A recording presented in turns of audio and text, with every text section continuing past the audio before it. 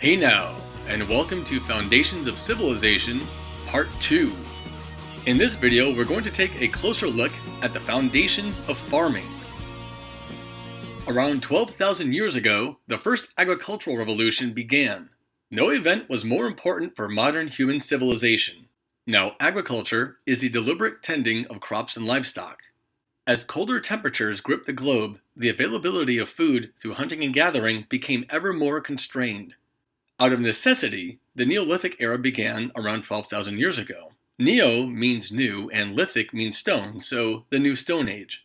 Agriculture, and consequently human civilization, emerged primarily along river valleys.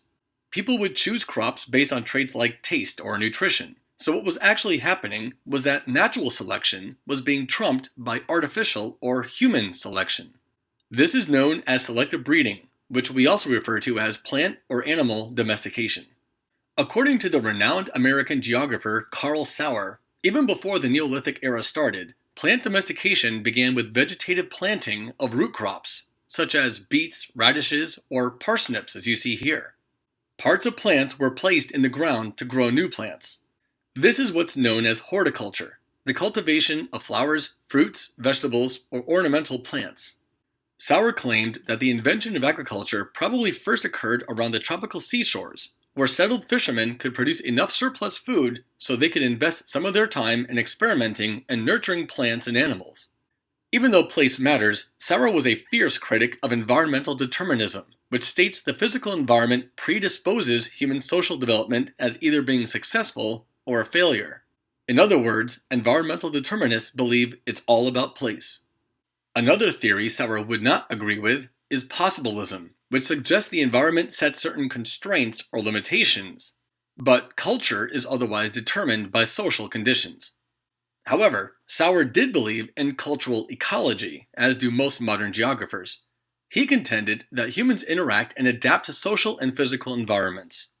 So, referring back to the poker analogy, the natural environment, or geography, may affect human societies, or culture. However, we ultimately determine our own destinies. Therefore, according to cultural ecology, place does not absolutely predispose a society's success, as environmental determinism dictates. Nor does place absolutely constrain a society, as pastoralism asserts. Now, the big jump forward occurred with the cultivation of seed crops, such as corn, barley, or wheat, as you see here. These crops are much more difficult to grow efficiently than root crops. The cultivation of seed plants, beginning around 12,000 years ago, was the true beginning of the first agricultural revolution. It took a great deal of trial and error in selecting the best seeds from existing crops, sowing the land properly, watering the plants, and harvesting the crops at just the right time. Hearths of seed agriculture occurred independently in regions like Meso and South America, West Africa, as well as places like modern-day China and New Guinea. However, the most important location of early agriculture took place most likely first in Southwest Asia along the Tigris and Euphrates rivers, in what is called the Fertile Crescent. This location in modern-day Iraq had the best collection of plants and animals suitable for domestication. Examples of seed agriculture there include wheat, barley, and protein-rich lentils for food, as well as flax for making linen. It would benefit you to jot down a few of the other crop types listed at the different hearths.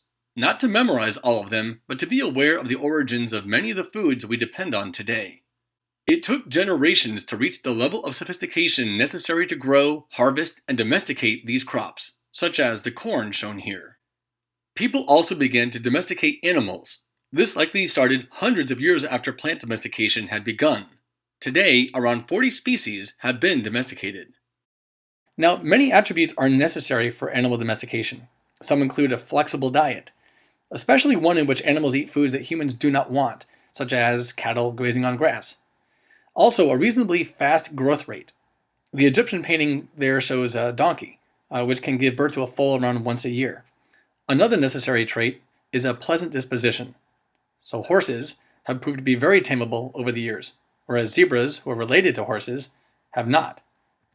Also, temperament. So if you look at sheep, while very flighty, they show a flocking instinct when frightened, so they're very easy to control.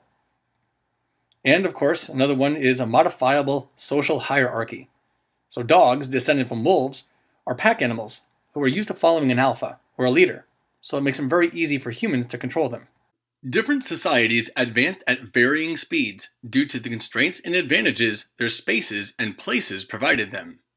Space refers to the geometric surface or area on the Earth.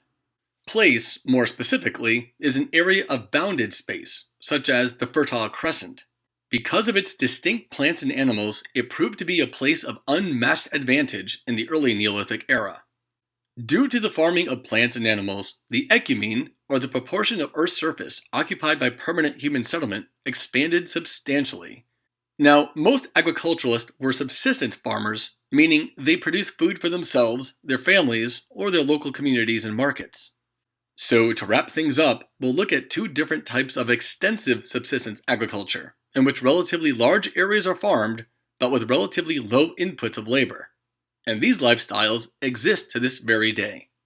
Many subsistence farmers are sedentary, remaining in one location, while others have adapted a more mobile lifestyle.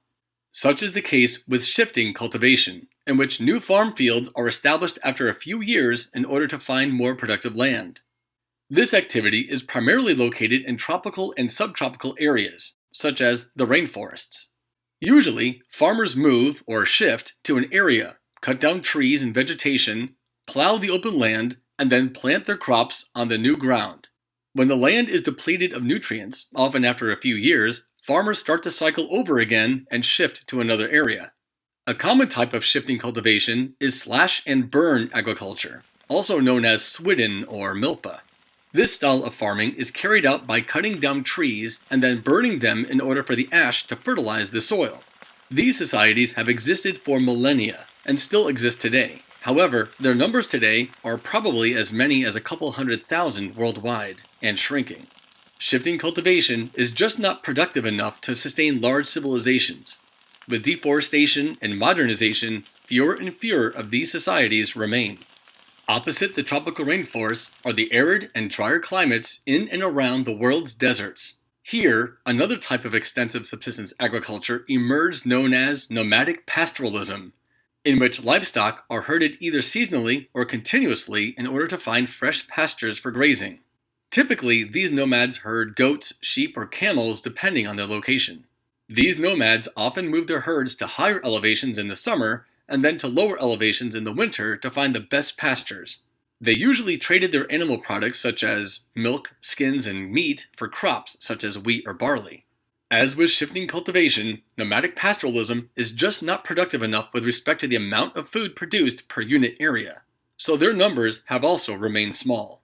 So these early agriculturalists set the foundations for the civilizations that would soon follow. It is arguable that had the Big Freeze not occurred, the world would still be entirely inhabited by hunter-gatherers. We likely owe our modern world to our ancestors, who adapted to the changing conditions of their world. And there was much rejoicing.